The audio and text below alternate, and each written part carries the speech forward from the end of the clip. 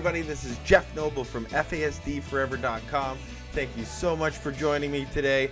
I really appreciate it. I got a really cool person to talk to today. As you know, on my YouTube channel, I do a series, and we call them Candid Convos. And that's, we chronicle people who are living with fetal alcohol, people who are doing work in the fetal alcohol field. And today, I got a special one for you. Her name is Crystal Millions. Hi, Crystal. Welcome. Hi. Hi. So, Crystal is an adult, a young adult, living on the fetal alcohol spectrum. And how we kind of came into contact, Crystal had contacted me on the internet and said that she was writing like a children's story, right? Sort of? Mm-hmm. Yeah. Yeah, children's book. Right, for a project for university. And then you said, this is to help someone with FASD that I know. Plus, I'm FASD. Plus, I'm in university. So I was like, whoa, let's talk to you. Let's find out what's happening and how this works. So thank you very much for not only coming on here, but sharing your story. I appreciate it. Yeah, no problem. I thought it was really cool you even contacted me back because I was only expecting, I think, just a little answer to my question. And then you're like, let's talk on the phone. And I was like, yeah, okay. Yeah, for That was sure. cool. Well, because, listen, there's lots of parents out there. I get emails, messages. They don't have much hope sometime, right? And so I like to prop people up who are doing well so other people could see that. And not only importantly, not only talk to you, but find out what's going on, like a little bit about your story and what you're kind of doing, because you're in university, and that's not easy for anyone, let alone someone with organic brain damage. So let's get started real quick. How old were you when you got diagnosed? I was first diagnosed when I was around 11, and then I actually got retested just last year just so I had good papers for university and stuff because that was important. So Okay. When did you know you were different when you were younger? What was that like? I didn't really notice in elementary school. Like, I mean, I had friends, I had good teachers. I actually, when I was really young, elementary, they almost skipped me a grade because like the schooling there was so-so. I noticed I was different more so, I think, middle school and high school because I was struggling so hard to like understand what was going on in the class. Math was a big issue, which I know is a big stereotype. Like, I think I was just passing math every year, and no matter how hard I tried, I just couldn't understand what was going on, especially when it was like math, chem, anything really abstract. So we went and like I sat down with my aunt and uncle, and they told me that I had been tested, but I don't really remember it because I was so young and I didn't understand. Right. And that's when it all kind of started clicking, and I started looking at stuff online and like talking with them, and I started talking with a youth advocate.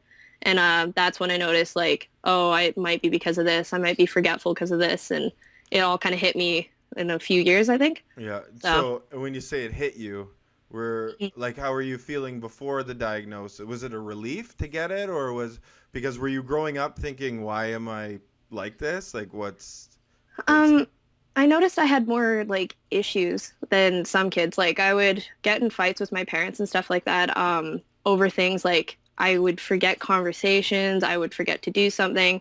I wouldn't understand like if I did one thing wrong, the next thing is like the same thing as the first time. I always thought it was something different. So I'd get really frustrated, and I would struggle with emotions, especially because I am adopted. So I got introduced to a new sister in my life, and we had a lot of emotional problems because I think she was younger. So sometimes I would go to her level of emotion, or I'd get very frustrated with her. And I noticed other kids didn't do that, especially as I got older. Like my levels of emotions and my thinking processes were a little bit slower. So I think a lot of it was frustrating until the diagnosis and until I could like learn how to cope with the emotions and find ways to let out how I'm feeling and stuff like that. So a lot of emotional regulation, I think. Yeah, no, that's exactly right. So Yeah. you would get like really ticked off really quickly? Oh, yeah. Me and my sister would get into fights over nothing. Like she would just, I don't know, she'd take the front seat and I'd be like, why are you taking the front seat? I'm the oldest. And she was like, because I can, because, she's got a personality on her, right? Right. And and I would get so angry over that. And then 5 minutes later, I'm okay, but I'll say something that I didn't mean, or I'll snap at her. Yeah. And she's still hurting, right? And like, I'm already over it. So it was really hard to like regulate that. Like even probably now, sometimes we bicker and whatever. I just like to think that it's sisters, not just Yeah, that happens. Yeah. my own regulation, I guess. Yeah. So yeah, we've gotten a lot of issues. So that's okay. So does everybody else. Okay. Yeah. So you said memory was one of them, right? That was and that's a primary characteristic. So that's Yeah. a common trait. Mhm. And you said you would forget conversations. Yeah. Would you ever hear them wrong?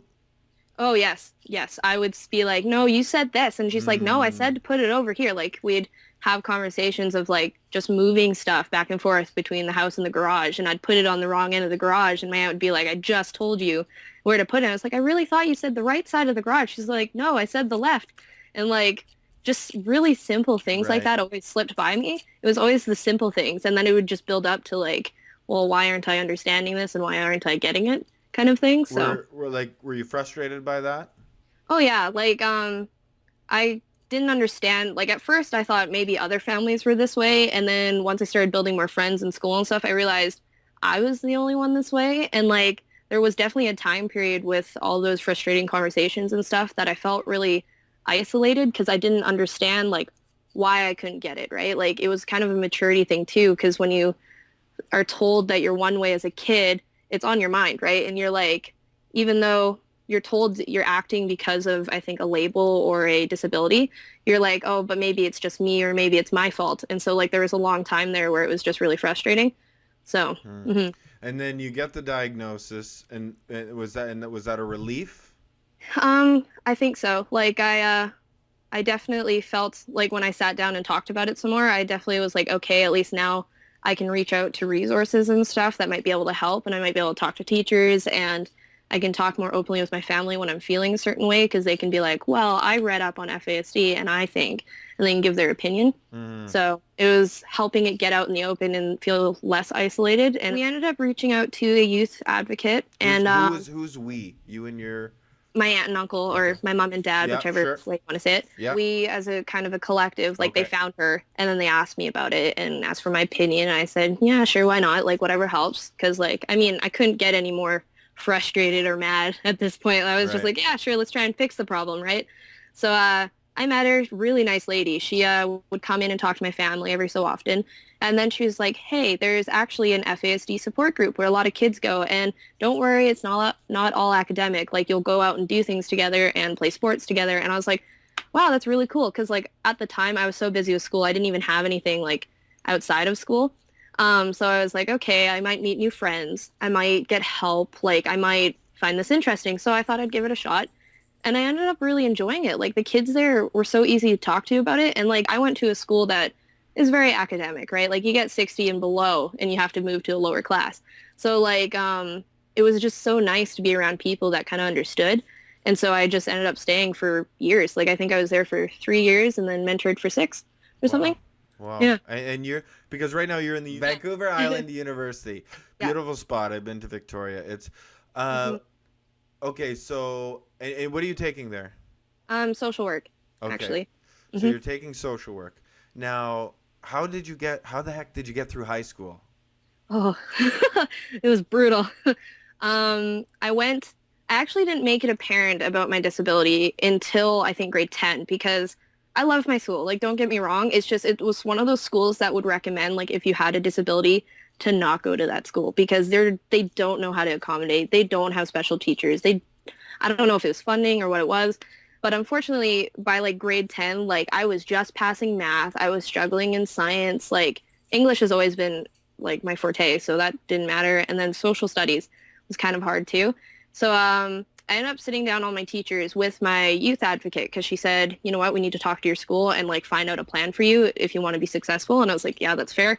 So I sat down on my teachers for the year. Mhm. So probably more my youth advocate was just like, hey, Crystal has a disability. We need to possibly accommodate her and whatever. And we worked out a plan where it was like, why am I not doing well in these classes? And I did that meeting from grade 10 to 12. And by 12, I was doing my own meetings. My youth advocate didn't come anymore. And I was like, hey, really like you guys, but like, I need your help. Like, this is going to be a process. So by grade 12, just to graduate, I think I was spending an extra 8 hours of math a week or whatever so I could get through my math class. Still went into my diploma because I was living in Alberta at the time. So diplomas are like a year an exam, but it's 50% of your grade. Hmm. So I went into that with a 50 and came out with a 74 because I was doing so much math. And then same thing with bio, same thing with science. Like I took science as a backup because bio was too hard, but I Right. loved bio, loved it. I still love it, just not good at it. I can't remember all the bits and pieces of it. I can't always connect chemicals because it's too abstract for me. Like I got to draw it out. I got to do something. So yeah, just a lot of personal help, taking my time. Um, yeah, and asking for help. So what's the drive for? Like that's an incredible drive to want to succeed. Like what? And you live and you moved away, right? Like you were in Alberta without your aunt and uncle. No, I Did they lived go in with you? I I lived in Alberta with my aunt and uncle. I was actually moved from BC to Alberta to live with them for the adoption. And then my uncle got a job transfer back like this last year, just last year. So we moved to Coquitlam, which is like Hmm. outside of Vancouver. And then I decided to go to Vancouver Island University because it's kind of close, but freedom. Yeah, yeah, yeah. Yeah, so just So moving you around. don't live with them right now. No, I live on my own, actually on residence at the university. Okay. So Hmm. who so if you have memory troubles, obviously there's bills and there's tuition and does somebody help you with that or I'm in the process of getting a support worker. My aunt's been on my back for that one, and I haven't done it yet, but Mhm. I will. I Okay, promise. cool. Um, but a lot of the stuff like tuition, and stuff like that, my aunt and I kind of work together to get the paperwork done because I actually have a bursary because it's a special bursary out of Alberta called Advancing Futures. Sure. And basically, if you're in foster care for a certain amount of time, adopted after the age of 13, like officially, and stuff like that, you're qualified to get like your tuition paid for, your books paid for. So like as long as I filled out that paperwork, it got all sent at once to the school. So that was really easy for me and it helped me a lot because I wouldn't have to remember like, oh, tuitions due, student loans, stuff like Hmm. that. And the only bill I really have is my phone bill. And because I'm in school, my aunt and uncle have agreed to like help me pay for it and stuff. So I don't Oh, really that's take nice. care of it. Okay. Um, So would you say yeah. your aunt and uncle are big helpers? Oh, definitely. I wouldn't have even known I had FASD if it wasn't for them. I wouldn't have had structured in the home without being adopted by them.